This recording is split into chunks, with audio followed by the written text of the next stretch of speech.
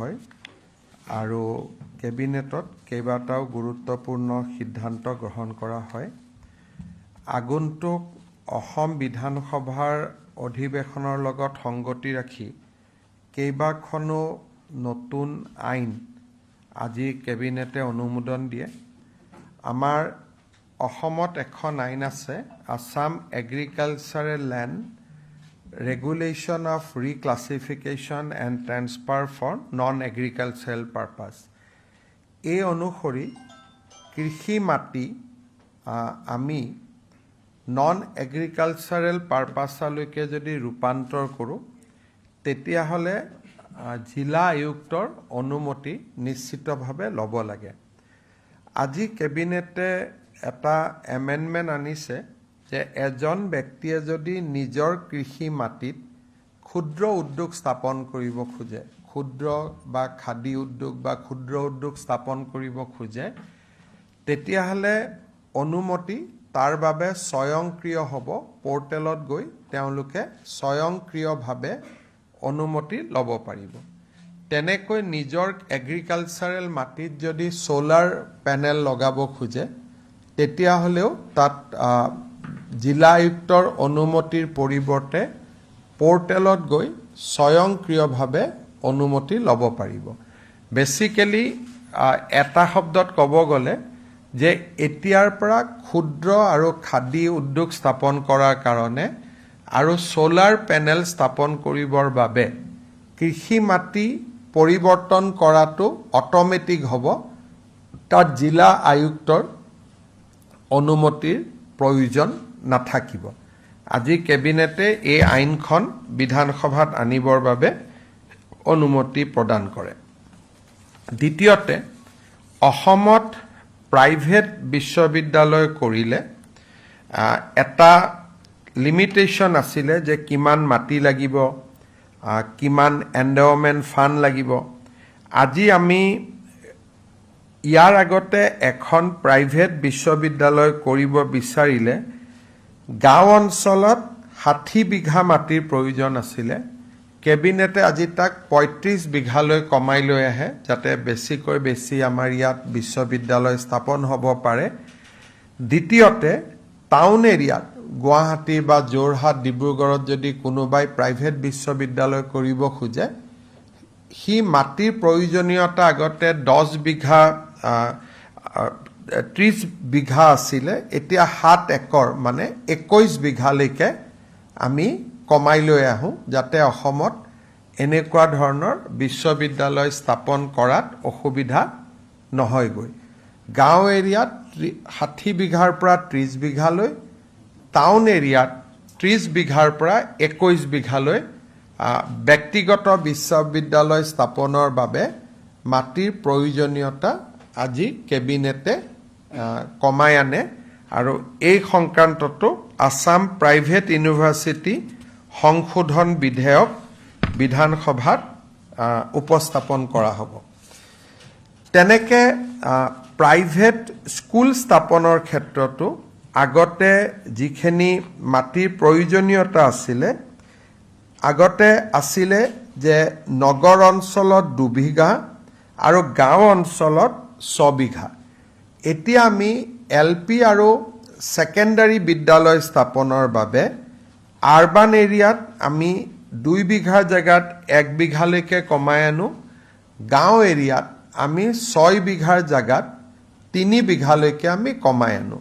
কিন্তু ইয়াত কেইটামান কণ্ডিশ্যন থাকিব যে বাউণ্ডৰী ৱাল লাগিবই, লেডিজ টয়লেট বা গাৰ্লছৰ বাবে টয়লেট লাগিবই, ড্ৰিংকিং ৱাটাৰৰ ফেচিলিটি লাগিবই আৰু স্কুলখনত ডিজাষ্টাৰ মিটিগেশ্যন, ডিজেবল ফ্ৰেণ্ডলি, দিব্যাংগসকলে যাতে স্কুলখন ব্যৱহাৰ কৰিব পাৰে তাৰ কাৰণে ফেচিলিটি আৰু ডিজাষ্টাৰ প্ৰুফ হ'ব লাগিব।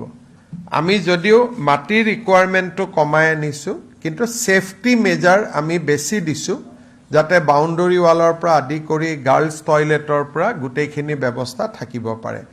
প্ৰাইভেট ইউনিভাৰ্চিটি আৰু প্ৰাইভেট বিদ্যালয় এই দুইখনৰ ক্ষেত্ৰত আজি আমাৰ মাটিৰ যিটো প্ৰয়োজনীয়তা আছিল আগতকৈ আমি কমাই লৈ আহিছোঁ আৰু এইখনো বিধেয়ক সদনত উপস্থাপন কৰা হ'ব। আছাম টি কৰ্পোৰেশ্যন লিমিটেডৰ যিসকল এক্সিকিউটিভ আছিলে, শ্ৰমিক নহয়, এক্সিকিউটিভসকলে VRS ল'বৰ কাৰণে বিচাৰিছিলে। আজি আমাৰ কেবিনেটে 9,75,00,000 টকা মঞ্জুৰ কৰে আছাম টি কৰ্পোৰেশ্যনৰ এক্সিকিউটিভসকলৰ VRS, শ্ৰমিকৰ নহয়, অকল এক্সিকিউটিভ মেনেজাৰ, এছিষ্টেণ্ট মেনেজাৰসকলৰ VRSৰ বাবে। আমাৰ ফেয়াৰ প্ৰাইচ শ্বপৰ ৰেজিষ্ট্ৰেশ্যনৰ সময় 30 জুনলৈকে আছিল নৱীকৰণৰ সময়। ফেয়াৰ প্ৰাইচ শ্বপসমূহৰ নৱীকৰণৰ সময় 31 ডিচেম্বৰলৈকে বঢ়াই দিয়া হয়। আজি আমাৰ কেবিনেটে অসমৰ হোমষ্টেসমূহৰ ৰেজিষ্ট্ৰেশ্যনৰ কাৰণে এখন বিধি অনুমোদন কৰে।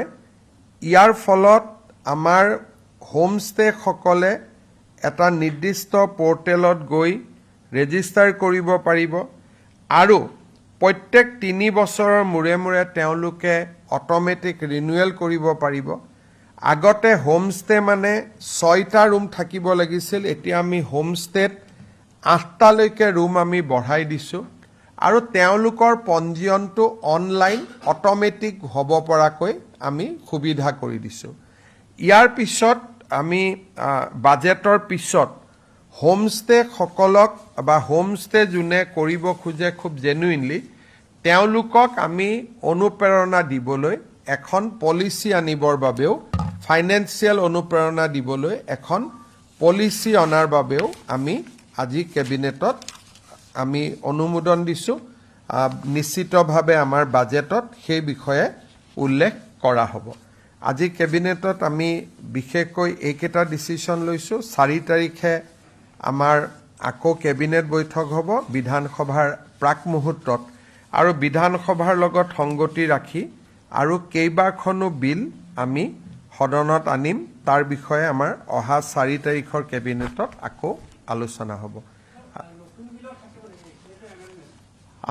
নতুন বিল এতিয়ালৈকে আমি এখন নতুন বিল আহিব, যিখন আমাৰ চেপ্টাৰ 12 আমি ইনক্লুড কৰিছিলোঁ।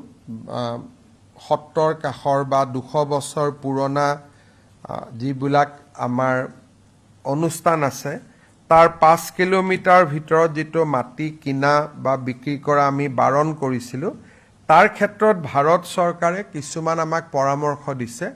সেই পৰামৰ্শখিনি ইনকৰ্পৰেট কৰি আমাৰ লেণ্ড ৰেভিনিউ ৰেগুলেশ্যনত নতুন পুৰণা বিলখনকে পৰামৰ্শসমূহ সংযোজন কৰি সদনত আকৌ নতুনকৈ উপস্থাপন হ'ব। যিখন বিলত এইটো লিখা আছিল যে 200 বছৰৰ মঠ মন্দিৰ সত্ৰৰ কাষত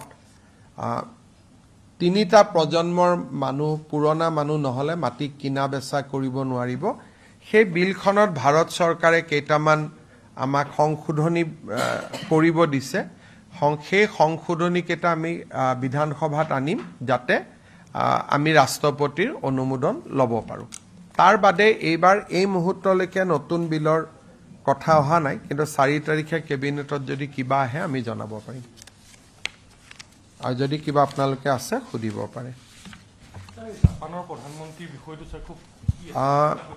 সত্যাসত্যতা এইটোৱে যে যোৱাকালি নিশা আমাৰ দেশৰ বৈদেশিক সচিব বিক্ৰম মিস্ত্ৰী ডাঙৰীয়াই আমাৰ মুখ্য সচিবক জনায় যে বিশেষ কাৰণত এইবাৰ অসমলৈ জাপানৰ প্ৰধানমন্ত্ৰী নাহিব, তাৰ পৰিৱৰ্তে জাপানৰ প্ৰধানমন্ত্ৰীৰ যিটো ভ্ৰমণ সেইটো নতুন দিল্লীতে আবদ্ধ থাকিব। আৰু তেওঁলোকে আমাক কৈছে যে পৰৱৰ্তী পৰ্যায়ত জাপানৰ ব্যৱসায়ীসকলক অসমলৈ লৈ অহাৰ বাবে তেওঁলোকে পৃথকে এটা দিন ঠিক কৰিব, কিন্তু প্ৰধানমন্ত্ৰীৰ ভ্ৰমণটো এইবাৰ অসমত নহ'ব।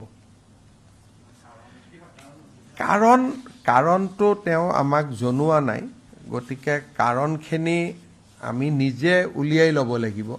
যিহেতু তেওঁলোকক কাৰণ সোধাটো প্ৰটোকলত নপৰে, যে যিহেতু ইয়াত জাপানৰ কথা জড়িত আছে, ভাৰতৰ কথা জড়িত আছে, তেওঁলোকক আমি কাৰণ নিশ্চিতভাৱে সুধিব নোৱাৰোঁ।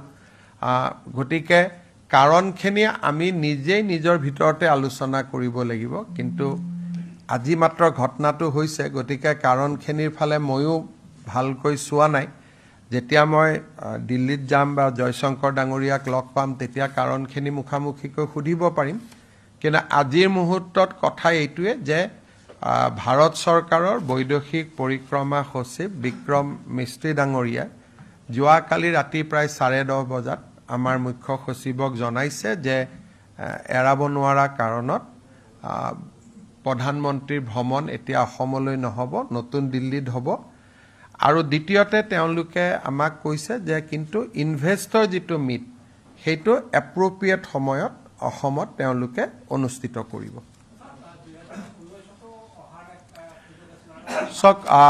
এইটো আমাৰ বাবে নিশ্চিতভাৱে দুৰ্ভাগ্যৰ কথা যে 2019তো আমি প্ৰস্তুতি চলাই আমাৰ হাতৰ পৰা আমি আনিব নোৱাৰিলো এইবাৰো আপোনালোকে জানে যে যোৱা এমাহ ধৰি জাপানীজ এম্বেছিৰ বিষয়াসকলে অসমতে আছিলে আৰু যোৱা এমাহ ধৰি তেওঁলোকে টনকৈ অসমত বা গুৱাহাটীত তেওঁলোকে ঘূৰি আছিলে গতিকে গুৱাহাটী বা অসম তেওঁলোকে চাইছিলেও আনকি হোটেলৰ ৰুম পৰ্যন্তও তেওঁলোকে ৰেডি কৰিছিলে কি খাব কি নাখাব ইমানখিনিলৈকে তেওঁলোকে ডিটেইলছো কৰিছিলে কিন্তু যোৱাকালি ৰাতি খবৰটো আহে আৰু সুধিবৰ কাৰণে এইটো খুব ভাল নালাগে যে কিয় নাহিলে কি কথা সোধাৰ পৰিৱেশটো নাথাকে গতিকে লাহে লাহে যেতিয়া মই দিল্লীলৈকে যাম গলে বৈদেশিক মন্ত্ৰী ডাঙৰীয়াক লগ পাম তেতিয়া সুধিব পাৰিম যে কাৰণটো কি বাকি কাৰণখিনি আমি নিজেও এছেছমেন্ট কৰিব পাৰো বা আমি কাৰণখিনি নিজৰ ভিতৰতো আমি কথা পাতিব পাৰো যে এটা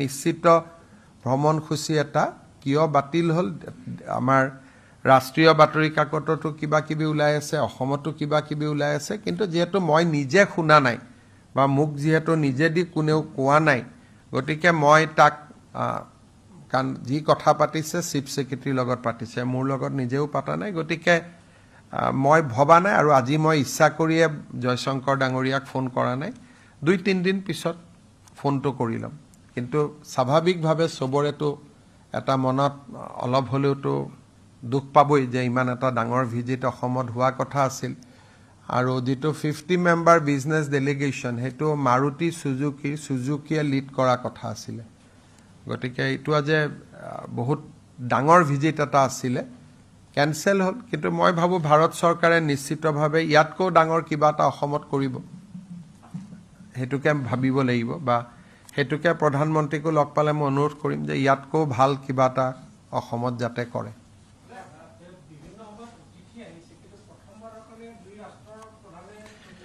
এটোতো সকলোতে মইতো আগতে আপোনালোকক কৈছিলো যে ভাল ভিজিট এটা হোৱা কথা আছিল যদিও মই জাপান শব্দটো মুখেদি কোৱা নাছিলো কিন্তু এতিয়াতো আৰ কথাটো আমি জানিছিলো যে জাপানৰ প্ৰধানমন্ত্ৰী আহা কথা আছিল এবাৰ বতৰটো ভাল আছিল গোটেই পৰিৱেশটো ভাল আছিল মই ভাবিছিলো হৈ যাব কিন্তু নহল আৰু গতিকে এটো তেনেকে ইয়াতো আৰু আমি কৰিবলগীয়া একো কথা নাই যে আমিতো জাপানৰ লগতো ডাইৰেক্টলি কথা পাতিব নোৱাৰো বা আমি প্ৰধানমন্ত্ৰীকো সুধিব নোৱাৰো গতিকে যি ধৰণে ভাৰত চৰকাৰে আমাক 2 লাইনতে জনাইছে যে এইবাৰ অসমত নহব আৰু ভৱিষ্যতে অসমত তেওঁলোকে সেম বিজনেছ ডেলিগেশ্যনটো অহাৰ এটা সুবিধা কৰি দিব আমি দেখিছিলো যে আপুনি যথেষ্ট প্ৰয়াস কৰিছিল যি কৰিছিল বা যি কৰা নাই এখিনি আপোনালোকে দেখি আছিল এটা সকলোৱে খুব পজিটিভলি ভিজিটটো লৈছিল কিন্তু কিবা কাৰণত নহল গতিকে আৰু